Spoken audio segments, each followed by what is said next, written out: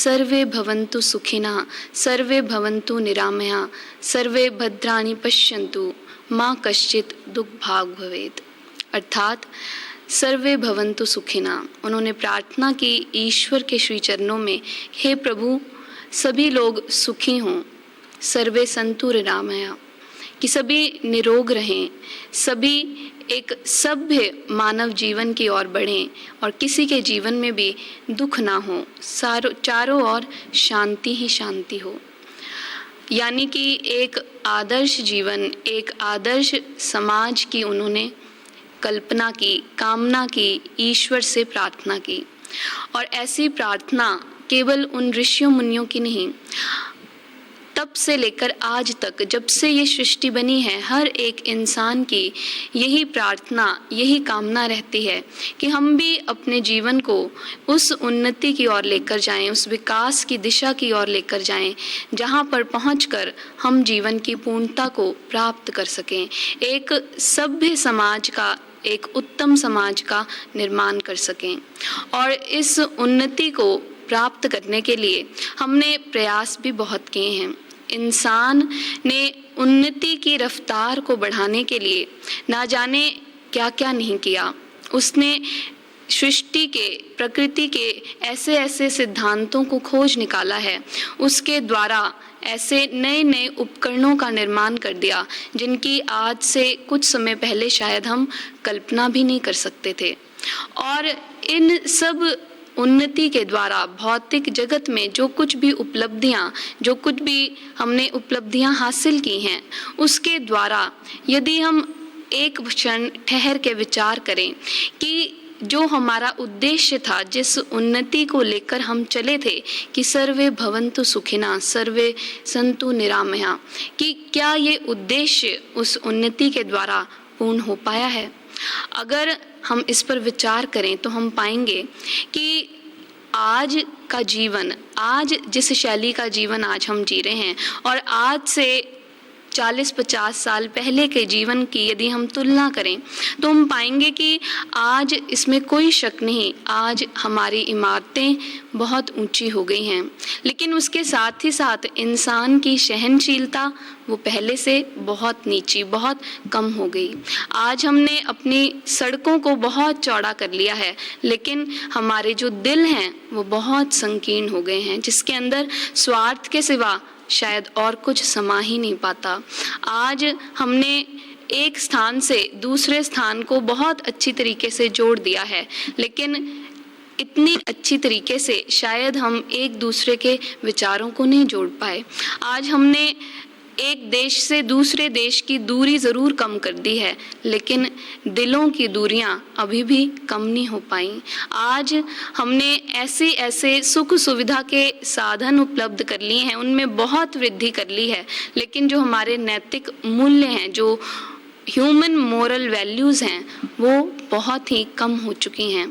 आज इंसान ने एटम तक को बांट दिया है, उसको भी तोड़ दिया, उसको स्प्लिट कर दिया है, लेकिन अपने अहंकार को वो आज भी नहीं तोड़ पाया।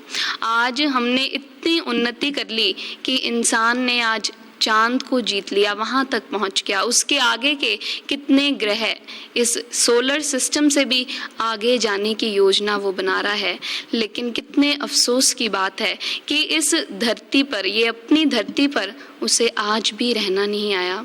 आज हमने जीवन को सुख समृद्ध बनाने के बहुत से साधन जरूर एकत्रित कर लिए हैं, लेकिन जीवन के अंदर वास्तविक सुख आज भी आ नहीं पाया। इसलिए किसी फिलोसफर ने बहुत सुंदर कहा है कि we have learn to make a living but we have failed to live life, कि आज हमने बहुत प्रयास करके बहुत कुछ सीखा है, जिसके द्वारा हमें ये पता है कि हम कैसे जीविका कमा सकते हैं, कैसे उसमें बढ़ोतरी कर सकते हैं, लेकिन कैसे जीवन जीना है ये आज भी हम जी नहीं पाए।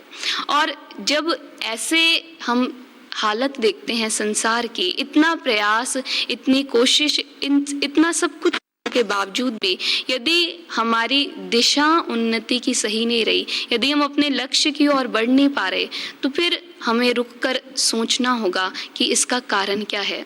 और यदि हम ध्यान से विचार करें तो हम पाएंगे कि कारण, एकमात्र कारण यही है कि हमने इस उन्नति का जो केंद्र बिंदु था, जो मनुष्य जिसको लेकर, जिसके लिए ये सारी उन्नति हमने की थी, उस मनुष्य के खुद के विकास, उस मनुष्य के खुद की उन्नति को हम शायद भूल ही गए। जब तक मानव के अंदर मानवता का विकास हमने नहीं किया, जब तक मनुष्य के अंदर मनुष्यता के गुणों का विकास हमने नहीं किया, तब तक बाहरी विकास हमारा अधूरा रह जाएगा और कुछ हद तक निरर्थक रह जाता है। इसलिए मनुष्य के अंदर मनुष्यता का विकास करना बहुत ज़रूरी है, और मनुष्य के अंदर मनुष्यता का विकास होता है उसके गुणों से, मानवीय गुणों से, मानवीय मूल्यों से, जिसका आधार धर्म है। और जब धर्म इंसान के जीवन से निकल जाता है, जिस वक्त इंसान धर्म से छूटने लगता है, उससे पीछे हटने लगता है, उसी वक्त ये नैतिक मूल्य भी उससे छूटने लगते हैं, उसके जीवन का आधार डोलने लगता है और उसकी सारी बाहरी उन्नति धरी की धरी रह जाती है। उसके जीवन के अंदर सुख नहीं आ पाता, उसके जीवन के अंदर शांति नहीं आ पाती। अब जब हम मानवीय गुणों की बात करते हैं, मानवीय मूल्यों के आधार धर्म की बात करते हैं, तो ये जो मानवीय गुण हैं जो कि धर्म के द्वारा पैदा होते हैं, जिन्हें हम अक्सर श्रवण करते आए हैं, जिन्हें शास्त्र बताते हैं कि धृति, क्षमा, दमो अस्तेयम, शौचम, इंद्रिय निग्रह, धीर विद्या, सत्यम, क्रोधा, दशकम धर्म लक्षणम, कि ये जो 10 लक्षण, धैर्य, पवित्रता, मन, वाणी और कर्म में एकता, इंद्रियों का दमन, सत्य, अक्रोध, ये जो नियम बताए गए, जो धर्म के लक्षण बताए गए, ये जब तक हमारे जीवन के अंदर नहीं आ जाते, जब तक हमने इनका विकास नहीं किया, हम मनुष्य के जीवन के विकास की कल्पना भी नहीं कर सकते। लेकिन हम देखें कि आज अगर हम ये कहते हैं, अगर हमने धार्मिक ग्रंथों के माध्यम से, अपने अनुभव के माध्यम से ये जाना कि इन सब मूल्यों का आधार धर्म है, तो आज अधिकतर लोग, 100 में से 99% लोग ये मानते हैं कि वो धार्मिक हैं। लेकिन धार्मिक होते हुए भी ये गुण आज कहीं पर नजर नहीं आते। हमें लगता है कि हम अपनी तरफ से, अपनी समझ से, अपनी मान्यताओं से धार्मिक बनने का प्रयास कर रहे हैं, हम धार्मिक ही हैं। लेकिन कितनी हैरानी की बात है कि धार्मिक होते हुए भी हमारे अंदर ये गुण नजर नहीं आते। आप देखें कि एक छोटा सा हम उदाहरण ले सकते हैं, जैसे एक आग है, अग्नि है। अब अग्नि के अंदर 2 गुण होते हैं कि उसके अंदर रोशनी है और उसके अंदर उष्णता भी है, गरमाइश भी है। अब एक इंसान जो उस आग के जैसे जैसे निकट पहुंचता है, उसके संपर्क में आता है, तो ये स्वाभाविक ही है कि वो उस रोशनी का भी लाभ उठाएगा, उसे वो रोशनी प्राप्त होगी और वो उस गरमाइश को भी महसूस कर पाएगा। ऐसा हो ही नहीं सकता कि आग हो, हम आग के संपर्क में आए और हमें रोशनी ना नजर आए, हमें गरमाइश ना मिले, ऐसा संभव नहीं है। इसी तरीके से यदि हम कहते हैं कि हम धार्मिक हैं, हम धर्म से संपर्क रखते हैं, हमारा धर्म से संबंध है, तो फिर ऐसा कैसे हो सकता है कि धर्म के ये गुण हमारे अंदर आ ना पाए? इसका मतलब कहीं ना कहीं हमारी सोच में, हमारी मान्यताओं में, जिसे हम धर्म समझते हैं, कि आज अगर हम अपने आप को धार्मिक कहते हैं, एक इंसान वो अपने आप को धार्मिक किस आधार पर समझता है? वो ये सोचता है कि हम धार्मिक स्थल पर जाते हैं, हम किसी न किसी इष्ट देवी देवता को, हर इंसान किसी न किसी इष्ट देवी देवता की पूजा अर्चना करता है। अपने अपने संप्रदायों के जो भी धार्मिक ग्रंथ हैं, जो भी महापुरुषों की वाणियाँ हैं, उनको हम पढ़ते हैं, सुनते हैं, उनके अंदर श्रद्धा रखते हैं। कुछ रीति रिवाज, कुछ परंपराएं जो हमने अपने परिवारजनों से, जो हमने अपने आसपास के माहौल से सीखी, उनको हमने अपने जीवन के अंदर धारण किया और हम इन सब क्रियाओं को करके हमें ऐसा लगता है कि हम धार्मिक बन रहे हैं। लेकिन इतना सब कुछ करते हुए, इतनी मान्यताओं को, इतनी धारणाओं को रखते हुए भी आज हमारे अंदर धर्म का एक भी लक्षण प्रकट नहीं है, एक भी गुण समाज में देखने में नहीं आता। उस समाज में जहाँ के लोग ये दावा करते हैं कि वो धार्मिक हैं। ऐसा क्यों है? आप खुद देखें। हम सबसे पहले उन्होंने धर्म के जब लक्षण बताए शास्त्रों में, धैर्य की उन्होंने बात की। धैर्य आज यदि हम देखें, कहते हैं कि धर्म के द्वारा एक इंसान सहनशील बनता है, उसके अंदर धैर्य आता है। और आज के समाज की स्थिति क्या है कि उसी धर्म के नाम पर आज हमने अपनी सहनशीलता को बिल्कुल खो दिया है। धर्म के नाम पर हमारी पेशेंस नाम की कोई चीज़ नहीं है। हम अपनी मान्यताओं के से अलग हटकर यदि किसी ने कुछ कहा, यदि किसी की और कुछ मान्यता है, ईश्वर के प्रति कुछ और धारणा है, वो हम सुनना समझना बिल्कुल भी पसंद ही नहीं करते। और धर्म का नाम लेकर ही आज हम एक दूसरे से तर्क वितर्क, वाद विवाद और कभी कभी मारकाट तक उतर आते हैं। अब जब वो धर्म जो हमें एक दूसरे से मिलकर रहना सिखाता है, हम खुद सोचें कि वो कौन सा धर्म है जिसको हम मानते हैं और जिसको मानने के कारण हम एक दूसरे के जान के दुश्मन बन जाते हैं। फिर उन्होंने कहा, धर्म का उन्होंने लक्षण बताया कि धर्म के द्वारा आज हम अपने अंदर ऐसे गुणों का विकास करते हैं, हम अपने अंदर एक क्षमा का भाव लेकर आते हैं। आपने कितनी बार शायद सुना होगा, पढ़ा होगा कि ईसा मसीह को जिस वक्त सूली पर चढ़ाया गया, उन्होंने बहुत एक प्रेरणादायक बात की। उन्होंने कहा कि परमात्मा से प्रार्थना की, oh Lord forgive them because they don't know what they are doing, कि ईश्वर परमात्मा इन्हें क्षमा कर देना क्योंकि ये खुद ही नहीं जानते कि ये क्या कर रहे हैं। ऐसे महापुरुषों ने, अवतार पुरुषों ने, जो धर्म से संबंधित थे, जो धर्म की स्थापना के लिए इस संसार के अंदर आए, उन्होंने हमारे सामने ऐसा आदर्श प्रस्तुत किया।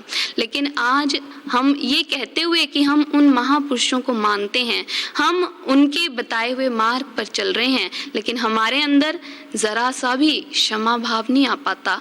आज यदि हमें कोई ऐसी बात कह दे जो हमें बुरी लग जाए, हमारे विरुद्ध कोई ऐसा कर्म कर दे, कोई ऐसी बात हो जाए, तो हम ये नहीं सोचते कि ईश्वर शायद उसका न्याय कर देगा। हम परमात्मा के न्याय के ऊपर विश्वास नहीं रखते। जो हमने न्यायाधीश, न्यायालय बनाए हैं, शायद उस पर भी विश्वास नहीं रखते। हम स्वयं ही न्यायाधीश बन जाना चाहते हैं और बन जाते हैं, दंड निर्धारित कर देते हैं और दंड दे भी देते हैं, लेकिन कहने को हम धार्मिक हैं। फिर हम देखें, उन्होंने बताया शास्त्रों के अनुसार कि जिस वक्त एक इंसान धर्म से जुड़ता है, उसके मन, वचन और कर्म में एकता आ जाती है। लेकिन आज धर्म के विषय में कहने वाले बहुत हैं। हम सब लोग धर्म के विषय में बहुत कुछ जानते हैं, बहुत कुछ कहते हैं, लेकिन क्या हमारे अंतर के विचार भी वैसे ही हैं, हमारे मन की स्थिति भी वैसी ही है जैसा हम ईश्वर के बारे में मुंह से उच्चारण करते हैं, जैसा हम अपनी वाणी से बोलते हैं? क्या हमारा मन भी परमात्मा के प्रति ऐसी ही भावनाएं रखता है? एक शायर ने बहुत सुंदर कहा है, कहता है कि भक्ति की ये तो रीत नहीं, तन और कहीं मन और कहीं, तू हाथ में माला फेर रहा पर मन में तेरे प्रीत नहीं, कहता कुछ है करता कुछ है, तू बाहर भीतर एक नहीं। कि ये आज के इंसान की, धार्मिक इंसान की उन्होंने हालत बताई कि कहने को बाहर से बहुत कुछ धर्म के बारे में, ईश्वर के बारे में हम कह रहे हैं, लेकिन हमारे मन में ईश्वर के प्रति वो प्रेम नहीं, उस परमात्मा से मिलने की इच्छा, तड़प शायद अंदर नहीं है। हाथ में माला जरूर ले ली, लेकिन मन चारों दिशाओं में भटक रहा है। तो कहते कुछ हैं, करते कुछ और ही हैं, बोल कुछ रहे हैं, मन में कुछ और है, और कर्म कहने और मन की प्रवृत्ति से कुछ तीसरे ही तरीके का कर्म हम करते हैं। लेकिन फिर भी हम ये मानते हैं कि हम धार्मिक हैं। इसलिए अगर हमारे अंदर, अगर हम सचमुच धर्म के साथ संपर्क में आना चाहते हैं तो ये निश्चित ही है कि ये गुण भी हमारे अंदर आने चाहिए। अगर ये गुण हमारे अंदर नहीं है, इसका मतलब शायद नहीं कहेंगे कि निसंदेह हमारा धर्म से संपर्क हो ही नहीं पाया। क्योंकि जिस मान्यताओं को, जिन आचार विचारों को, जिन व्यवहारों को, जिन रीति रिवाजों को हमने धर्म समझ लिया है, वास्तव में धर्म केवल इतना ही नहीं है। धर्म किसी बाहरी व्यवहार, बाहरी क्रिया को नहीं कहते। धर्म तो एक शक्ति है जो इंसान के अंतर जगत में विराजमान है, ईश्वर की, परमात्मा की वो शक्ति, जिसे हम किसी खास लिबास के अंदर, किसी विशेष भाषा के अंदर, किसी विशेष स्थान के अंदर कैद नहीं कर सकते।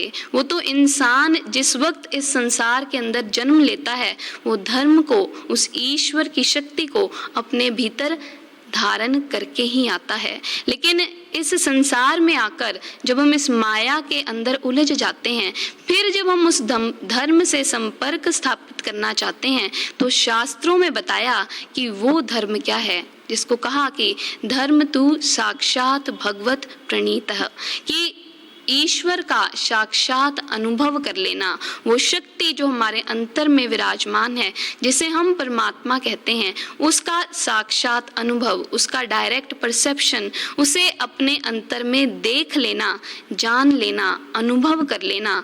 शास्त्र, धार्मिक ग्रंथों में महापुरुषों ने इसे धर्म कहा है। और जब तक हमारा वो अनुभव नहीं हो जाता, जब तक हम ईश्वर को अपने भीतर देख नहीं लगते, उस शक्ति से जुड़ नहीं जाते, तब तक हमारे अंदर ये गुण, धर्म के ये लक्षण आना भी संभव नहीं है, बहुत मुश्किल है। क्योंकि यही जो ईश्वर को अपने भीतर देख लेने के बाद इंसान के जीवन में धर्म की प्रक्रिया का आरंभ होता है।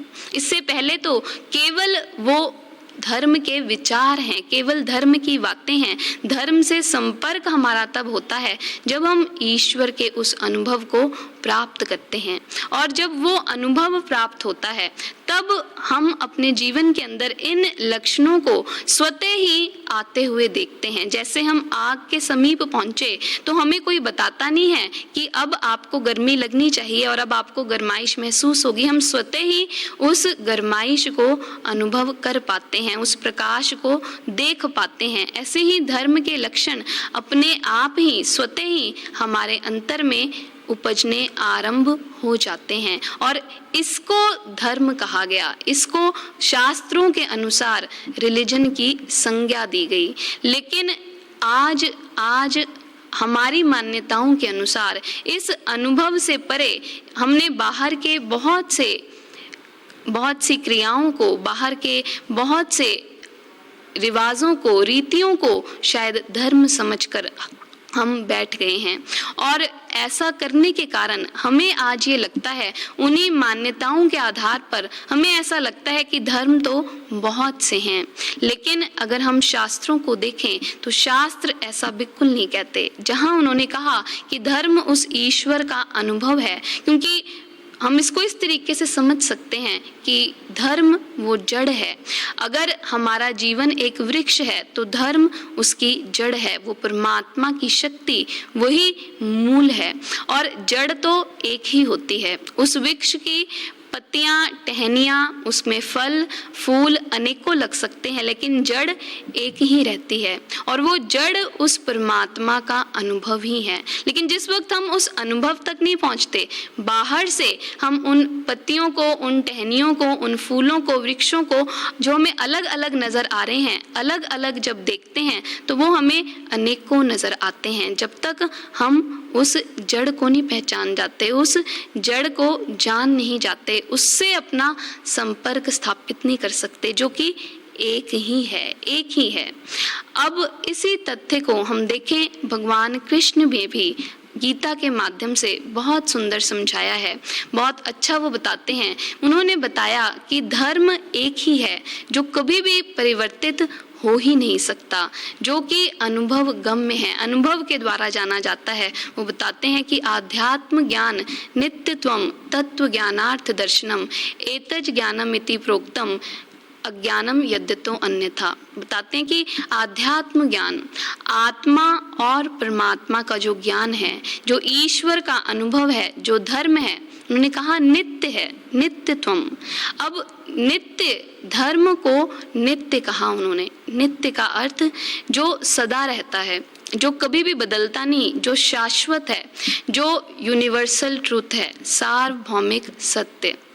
यूनिवर्सल ट्रूथ अर्थात जो किसी भी समय में इस पृथ्वी के किसी भी स्थान पर किसी भी इंसान के द्वारा जब अनुभव किया जाता है, उसका जो रिजल्ट है वो एक जैसा ही आता है। जैसे पानी है, अब पानी का गुण क्या है कि उसे जो भी कोई पीता है वो उसकी प्यास बुझाता है। पानी का उद्देश्य प्यास बुझाना है।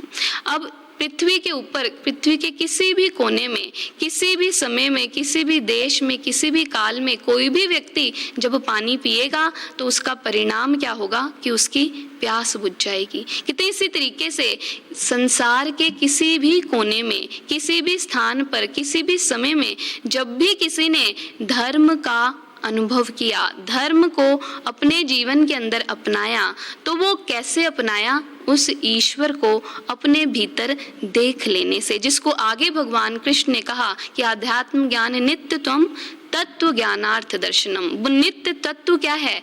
तत्व से उस परमात्मा का दर्शन कर लेना, उस ईश्वर की शक्ति को, उस ज्योति स्वरूप परमात्मा को अपने भीतर देख लेना। और आगे उन्होंने कहा कहते एतज ज्ञानम इति प्रोक्तम, ये ज्ञान है, ये धर्म है।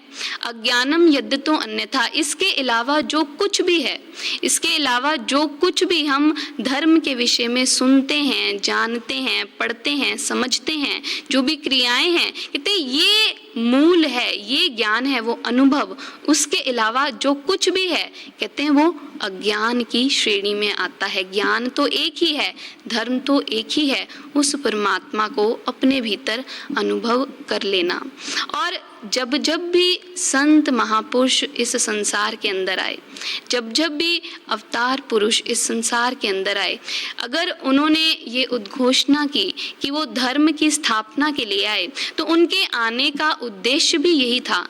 चाहे वो भगवान राम हुए, भगवान कृष्ण हुए, जीसस क्राइस्ट हुए, मोहम्मद साहब हुए, कोई भी संत कबीर दास जी, रविदास जी, मीराबाई, कोई भी महापुरुष इस संसार के अंदर आया धर्म की स्थापना के लिए, तो उन्होंने इस धर्म को कैसे स्थापित किया? कोई अलग अलग विधि, अलग अलग तरीके नहीं अपनाए, एक ही विधि, एक ही तरीका था कि इंसान के अंदर उस धर्म को प्रकट कर देना, उस अनुभव तक उसको पहुंचा देना, जिसको जान लेने के बाद अपने आप ही वो उस ईश्वर की शक्ति को जीवन में धारण कर सकता है। उसके जो गुण हैं वो उसके जीवन के अंदर प्रकट होने लगते हैं।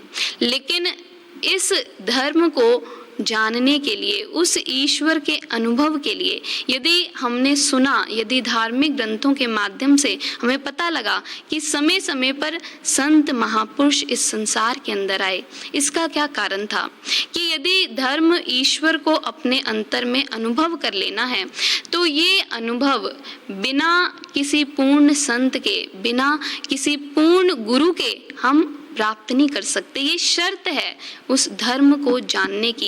ईश्वर का, सृष्टि का बनाया हुआ नियम है कि जब एक जिज्ञासु के जीवन के अंदर, जब एक भक्त के जीवन के अंदर एक ऐसे पूर्ण महापुरुष का पदार्पण होता है, जब उसको ऐसे संत की संगत मिलती है और उस ज्ञान की कृपा उसके ऊपर होती है, तो वो संत उसको वो दृष्टि प्रदान करते हैं, उसको उसका वो नेत्र खोल देते हैं, जिसके खुल जाने से वो ईश्वर की उस शक्ति को अपने भीतर देख पाता है।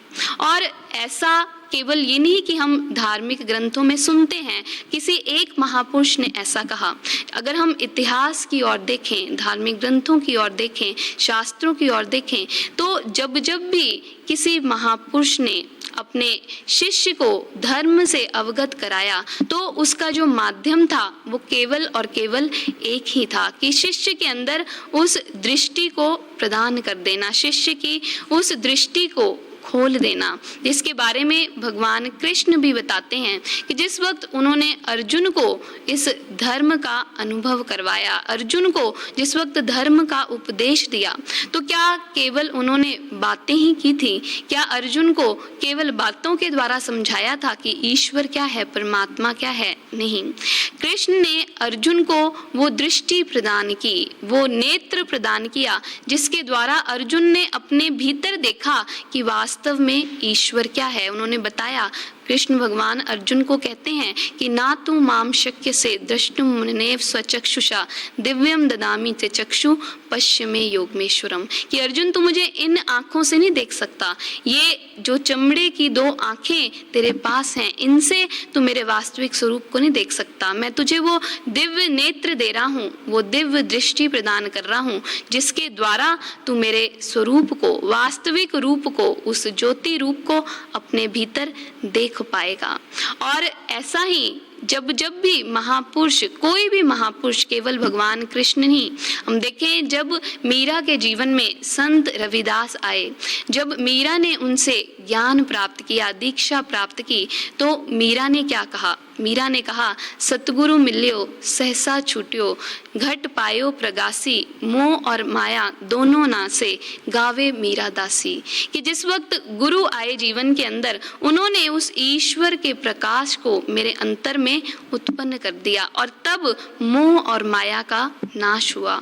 देखिए, किसी भी आप संप्रदाय के धार्मिक ग्रंथ को देखें, गुरु ग्रंथ साहब जी के अंदर कितना स्पष्ट उन्होंने कहा मोल अमोल न पाया जाए, सतगुरु पूरा दिखाया था।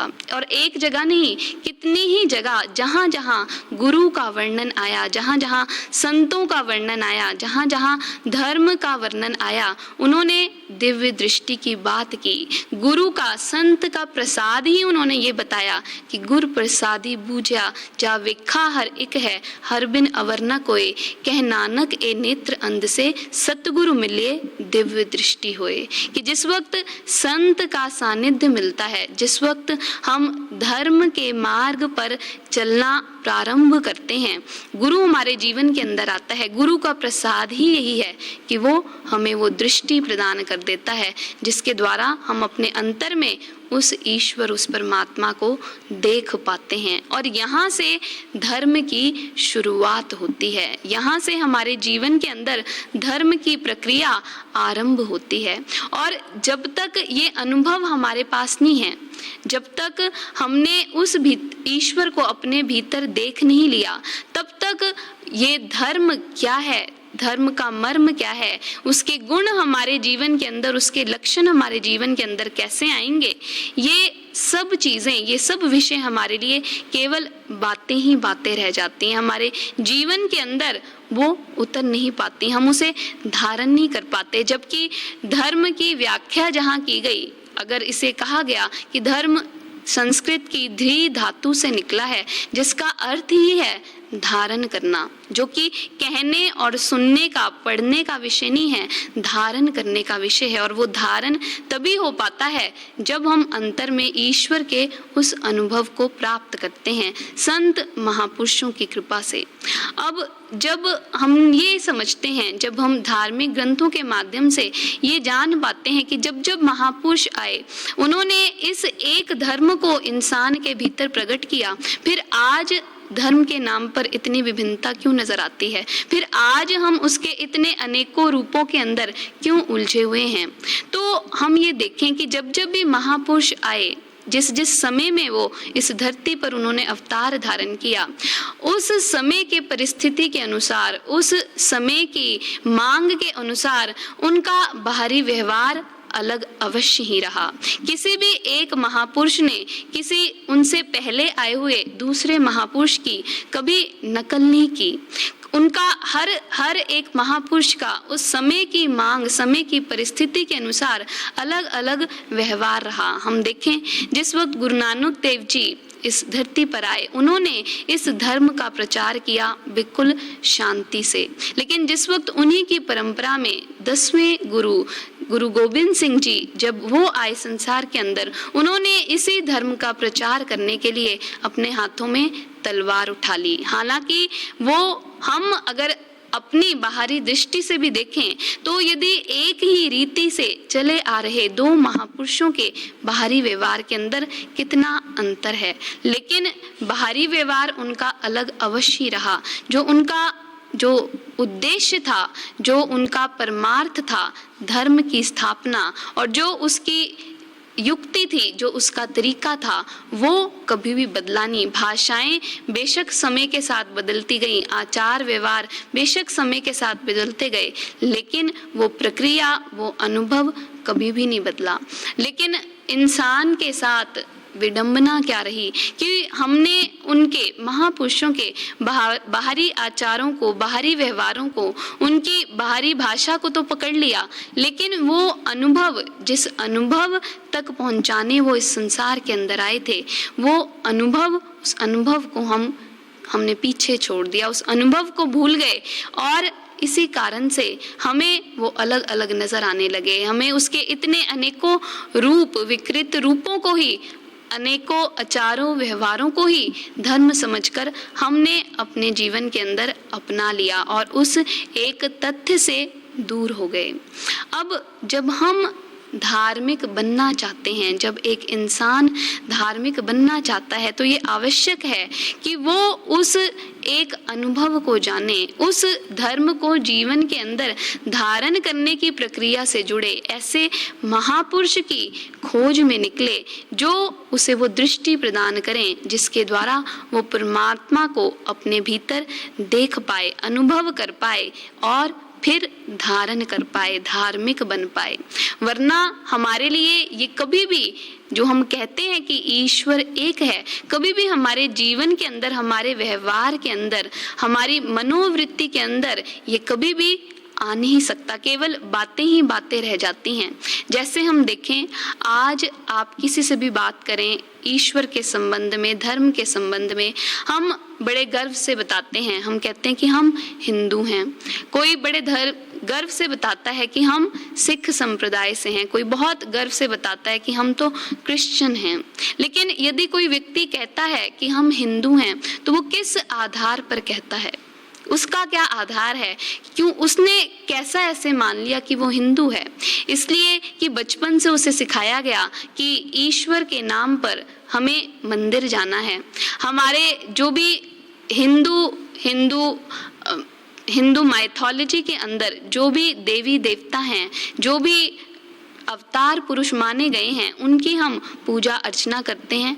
जो भी धार्मिक ग्रंथ हैं, रामायण है, गीता है, हम उन्हें पढ़ते हैं तो हम ऐसा समझते हैं कि हम हिंदू हैं।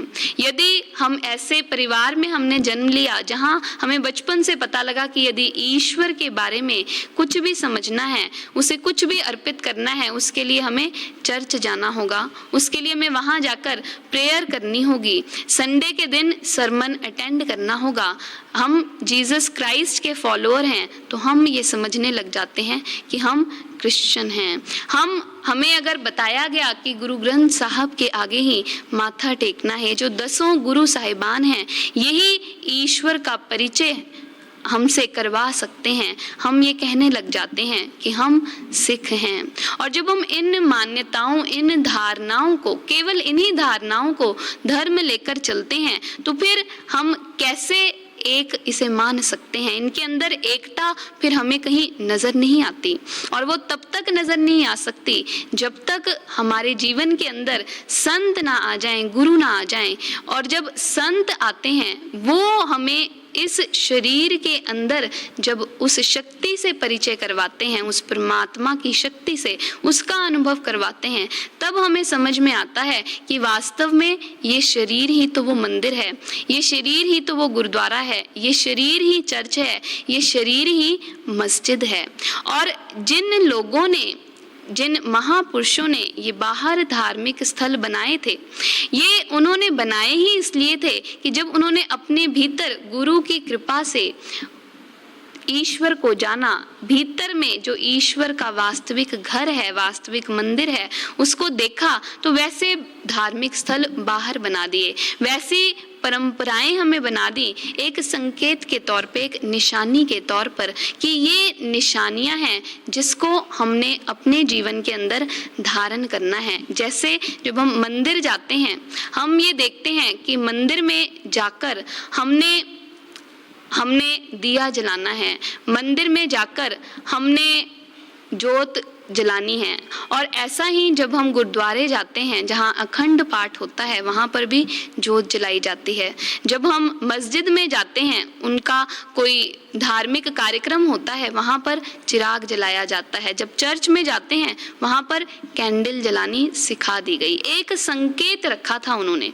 जब हम इस संकेत को समझते हैं, ये संकेत हमें बता रहा था कि ईश्वर, वो परमात्मा जिसको बाहर से हम अनेकों ही रूपों में मान रहे हैं, उसका वास्तविक रूप वो ज्योति रूप है, वो प्रकाश रूप है। और जब उस ज्योति प्रकाश को हम अपने भीतर देखते हैं, तब हमें समझ में आता है कि वो ईश्वर वास्तव में एक ही है। वो एक कैसे है? जब हमें बाहर घंटियां, बाहर शंख बजाने सिखाए गए, जब हमने बाहर गुरुद्वारे में जाकर शब्द कीर्तन श्रवण किया, चर्च में जाकर हम प्रेयर करते हैं, ये मैं बता रहा था कि ऐसा ही संगीत हमारे अंतर में भी हो रहा है।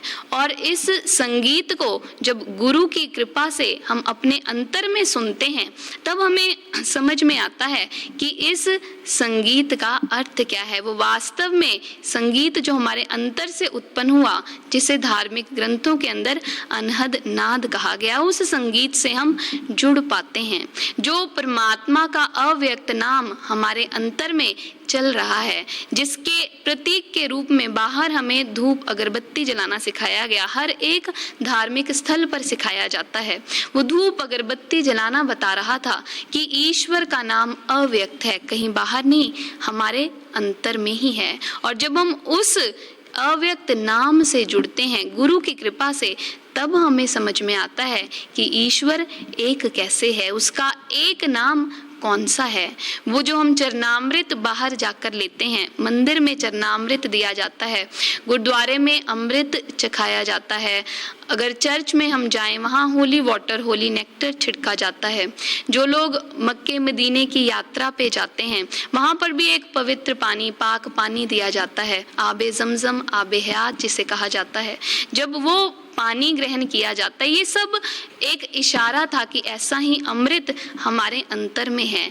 जो जब गुरु की शरण प्राप्त होती है, संत की शरण प्राप्त होती है, वो इस अमृत का अनुभव हमारे अंतर में करवा देते हैं। और जब हम इन अनुभवों को अपने भीतर प्राप्त करते हैं, तब हमें समझ में आता है कि वास्तव में ये सब जो हम बाहर कर रहे थे, ये अलग अलग नहीं, एक ही है। और जब तक ऐसा अनुभव हमारे पास नहीं है, तब तक हमारे लिए ये अनेक ही रहेगा। हम मान्यताओं, धारणाओं के अंदर ही उलझे रहेंगे, धर्म के वास्तविक तथ्य तक पहुंच नहीं पाएंगे। अब हम विचार करें कि एक बार की बात है कि जिस वक्त जैसे हर एक इंसान के मन में एक ऐसी इच्छा, एक ऐसी जिज्ञासा रहती है कि वो भी ईश्वर को जाने, वो भी परमात्मा की ओर बढ़े, तो ऐसे ही एक बार की बात है कि एक बार एक व्यक्ति भगवान बुद्ध के पास गया और उसने भगवान बुद्ध से प्रश्न किया, भगवान बुद्ध से पूछा कि प्रभु धर्म क्या है। तो भगवान बुद्ध उसे एक बहुत छोटी सी कथा सुनाते हैं, उसे बताते हैं कि एक बार एक व्यक्ति था जिसने एक बहुत लंबी यात्रा पे जाना था, और जब वो इस यात्रा पर निकला तो सामने एक नदी आई। जब नदी आई तो उस व्यक्ति के मन में विचार आया, ये तो इतनी बड़ी नदी है, भला मैं इसे कैसे पार करूंगा। और ऐसा विचार करके उसने ईश्वर से प्रार्थना की कि हे प्रभु, मैं इस नदी को पार करना चाहता हूँ, तुम ही कोई उपाय बताओ। जब उन्होंने ऐसी प्रार्थना की तो उसी वक्त परमात्मा ने वहां पर एक नाव भेज दी। जब नाव आई तो व्यक्ति ने सोचा कि मुझे तो नाव को चलाना नहीं आता, ये नदी इतनी बड़ी है, भला मैं इस नाव के ऊपर कैसे सवार होके जा पाऊंगा। जब उसने ऐसा सोचा, फिर परमात्मा से प्रार्थना की, परमात्मा ने फिर एक मल्लाह भेज दिया। और जब मल्लाह आया, उस व्यक्ति ने देखा तो मल्लाह ने उस व्यक्ति को नौका पर बिठा लिया, एक चप्पू खुद पकड़ लिया, एक चप्पू उस व्यक्ति को पकड़ा दिया और उसे बताने लग गया कि ऐसे ऐसे तुम नाव को खेओ तो देखना हम कुछ ही समय में दूसरे किनारे पर पहुंच जाएंगे। और जैसा जैसा उसने कहा व्यक्ति करता चला गया और वो दूसरे किनारे पर सुरक्षित ही पहुंच गया। जब वहां पर पहुंचा, जब वहां पर उतरा तो फिर वो नाव पीछे उसने छोड़ दी। तो भगवान बुद्ध उस व्यक्ति को समझाते हैं कि यदि तुम ये जानना चाहते हो कि धर्म क्या है तो ये समझ लो कि जैसे वो व्यक्ति था वही हमारी जीव आत्मा है, वो एक प्राणी है, और जो वो नदी है वो इस संसार सागर है, एक भव सागर है, ये संसार ही वो नदी है। इंसान के जीवन का लक्ष्य उस नदी के उस पार चले जाना है, उस परमात्मा से मिल जाना है। और जो नदी को पार करने का जो माध्यम है, जो तरीका है, वो नौका है, और वो नौका ही धर्म है। धर्म वो नौका है, धर्म वो माध्यम है जिससे इंसान की आत्मा अपनी मंजिल उस परमात्मा तक पहुंच पाती है। और जब भगवान बुद्ध ने ऐसा समझाया, उस व्यक्ति को समझ में आ गया कि वास्तव में धर्म क्या है। वो माध्यम है जिसके ऊपर सवार होकर, जिसको जीवन में धारण करके मैंने अपने लक्ष्य को प्राप्त करना है।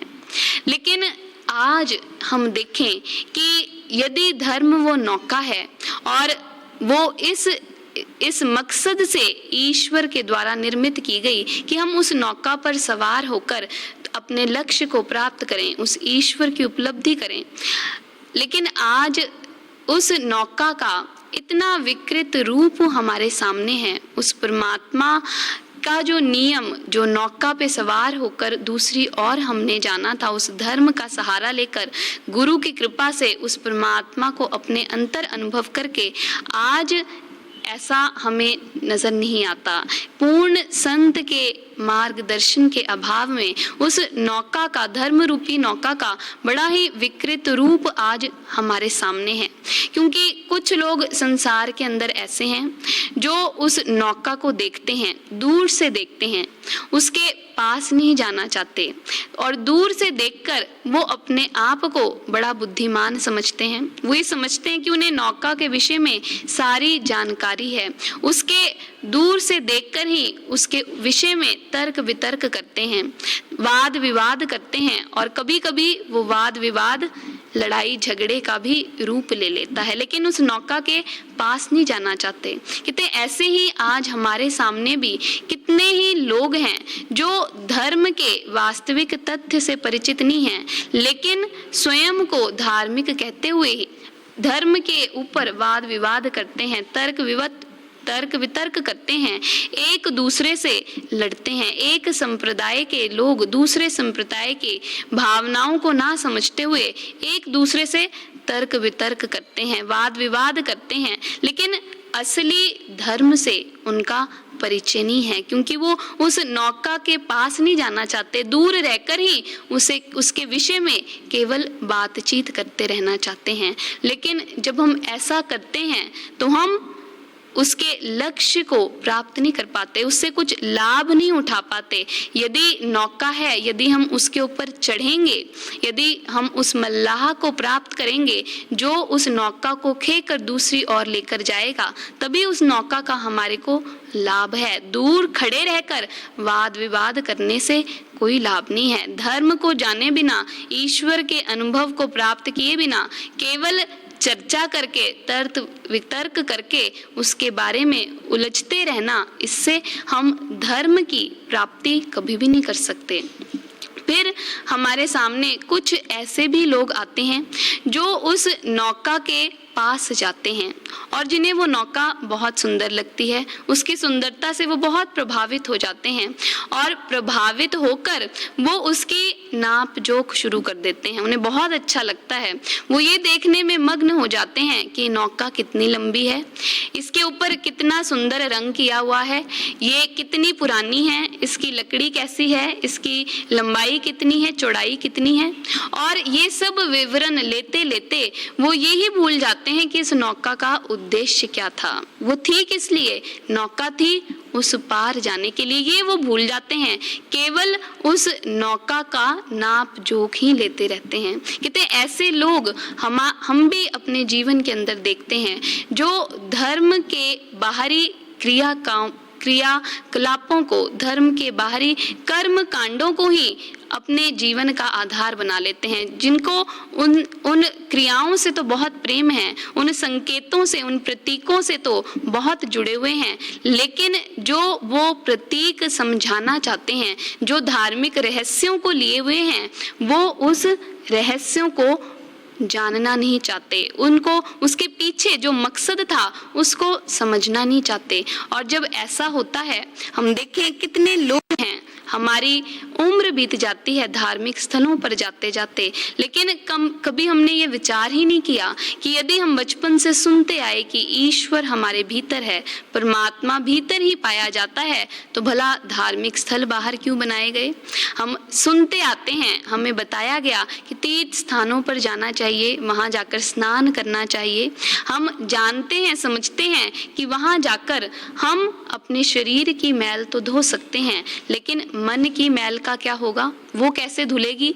जानते हैं, समझते हैं, लेकिन फिर भी इसके ऊपर विचार नहीं करते। हमने सुन लिया फलाने स्थान पर बहुत समय पहले संत महापुरुष आए थे, परमात्मा का अवतार हुआ था, उन्होंने वो लीला की। हम भी ऐसे स्थानों पर चले जाते हैं, तीर्थ यात्राएं कर लेते हैं, हमने वहां की परिक्रमा कर ली, लेकिन वो जो संदेश संत महापुरुषों ने उस जगह पर, उस स्थान पर दिया था, जब तक हमने वो संकेत ही नहीं जाना, जब तक हमने उस स्थान के महत्व को ही नहीं समझा कि महत्व क्यों है, महत्व क्यों है, वहां पर कौन सी घटना घटी थी, जो महापुरुष आए वहां पर आकर उन्होंने क्या समझाना चाहा, जब तक उस संदेश को ही नहीं पकड़ा, तो आप सोचें कि यदि हम स्कूल के चारों ओर चक्कर लगाते रहें तो क्या हम पढ़ाई कर लेंगे, क्या हम विद्या को ग्रहण कर सकते हैं, कभी भी नहीं कर सकते। क्योंकि स्कूल की अहमियत उसकी बिल्डिंग से नहीं है, स्कूल की अहमियत जो डेस्क, जो चेयर्स, जो मेज कुर्सियां हैं उससे नहीं है, स्कूल की अहमियत वहां पर रखी हुई किताबों से नहीं है, स्कूल की अहमियत है उस टीचर से जो हमें वहां पर बिठाकर उस विद्या को पढ़ाता है। जब हम उस टीचर से उन किताबों के बारे में पढ़ते हैं तो फिर हर एक चीज की उपयोगिता हमें समझ में आ जाती है, उस बिल्डिंग का भी महत्व है, उस डेस्क का भी हम उपयोग कर पाते हैं, बुक्स भी हमें समझ में आती हैं कि हमें क्या समझाना चाहती थी। कहते इसी तरीके से ईश्वर परमात्मा का विषय, धर्म का विषय, ये धर्म रूपी नौका, तो ये जो भी आज हम धर्म के नाम पर बाहर कर रहे हैं, ये संकेत हैं, ये प्रतीक हैं, जब तक संत जीवन में नहीं आते हम इनके धार्मिक रहस्यों को, इनके आध्यात्मिक रहस्यों को समझ नहीं सकते और ना ही उस धर्म को अपने जीवन के अंदर धारण ही कर पाते हैं। आप देखें स्पष्ट धार्मिक ग्रंथों में महापुरुषों ने हमें समझाना चाहा। जगत गुरु आदि शंकराचार्य जी विवेक चूड़ामणि के अंदर कहते हैं कि वजंतु शास्त्राणि यजंतु देवान गुरवंतु कर्मणि भजन्तु देवताः। आत्म एक के बोधेन विना विमुक्ति न सिद्धति ब्रह्म शतांत्रे अपि। कहते कि चाहे हम धर्म की बाहरी क्रियाओं को कितना भी क्यों ना अपना लें, कितना भी अपने जीवन के अंदर स्थान क्यों ना दे लें, शास्त्रों को पढ़ लें, हम अनेकों अच्छे कर्मों को जीवन का आधार बना लें, हम बहुत से देवी देवताओं की पूजा कर लें, लेकिन जो जो क्रियाएं हमने अपनाई, जो रीतियां, जो रिवाज अपनाए, उसके पीछे जो आध्यात्म का संकेत था, जो हमें ईश्वर के उस अनुभव को प्राप्त करने के लिए प्रेरणा दे रहा था, जब तक हमने उस अनुभव को ही प्राप्त नहीं किया, संत की शरण में जाकर हम उसका कोई लाभ नहीं उठा पाएंगे। कहते ब्रह्म शतांतरे अपि विमुक्ति न सिद्ध्यति, मुक्त नहीं हो सकते चाहे कितना भी कुछ क्यों ना कर लें। ब्रह्मा के 100 वर्षों तक लगे रहें फिर भी उस मुक्ति को प्राप्त नहीं कर सकते।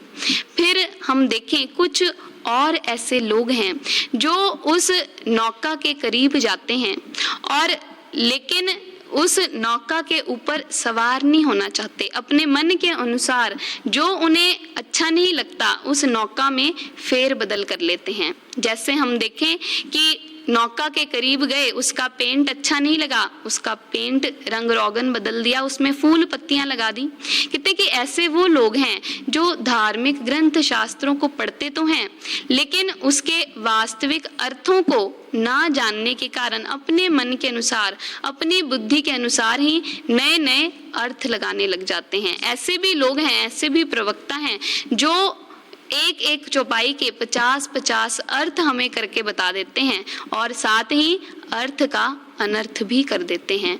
इसलिए धार्मिक ग्रंथ जहाँ लिखे गए, जहाँ उनको पढ़ने लिखने की परंपरा बनाई गई, वहाँ पर उन्होंने उन्हीं धार्मिक ग्रंथों के अंदर ये स्पष्ट कहा कि ये जो ग्रंथ हैं ये महापुरुषों की वाणी है। कहते हैं वेद ग्रंथ गुरु हट है, जिस लग भवजल पार उतारा, सतगुरु बाज न बूझिए, जिच्चर धरे न प्रभ अवतारा। कि एक अवस्था में आकर महापुरुषों ने जो अपने अंतर में अनुभव किया वो शब्दों में व्यक्त किया। जब तक हम भी अंतर जगत में उतरकर हम उस अवस्था तक नहीं पहुंचे या फिर ऐसे महापुरुष के संपर्क में नहीं पहुंचे जिन्होंने उस अवस्था को प्राप्त किया हो, जो जिन्होंने स्वयं ईश्वर को देखा हो, हमें दिखा सकते हो, तब तक हम उनके अर्थों को समझ नहीं सकते। कहते हैं सतगुरु बाज ना बूझिए, समझ में आ ही नहीं सकता, अर्थ का अनर्थ ही कर देंगे। केवल उस नौका को सजाते रहेंगे, पार होकर दूसरी ओर नहीं जा सकते। कहते कि फिर और एक तरीके के लोग हैं जो ये समझते हैं, जो ये कहते हैं कि ये नौका तो हमारी ही है, हमें इसके ऊपर चढ़कर दूसरी ओर जाने की आवश्यकता ही नहीं है, ये हमारी पुश्तैनी जायदाद है। लेकिन जिस वक्त हम ऐसा सुनते हैं, कभी भी ऐसा संभव ही नहीं है कि नौका हो, चाहे वो हमारी कितनी ही हो, जब तक उसके ऊपर चढ़कर हम उसको खे कर दूसरी ओर नहीं लेकर जाएंगे तब तक संभव नहीं है कि हम उस नदी को पार कर पाएं। इसलिए महापुरुषों ने बताया कि भले ही हमारे जीवन के अंदर हमें ऐसे बहुत से लोग मिल जाएं, बहुत से लोग हैं जो हमें मंत्र दे देंगे, जो हमें माला दे देंगे, चालीसा पाठ करने को दे देंगे, बहुत सी विधियां, बहुत से तरीके, और बता देते हैं कि बस अब इसी के द्वारा तुम्हारी मुक्ति हो गई और कुछ करने की आवश्यकता नहीं है।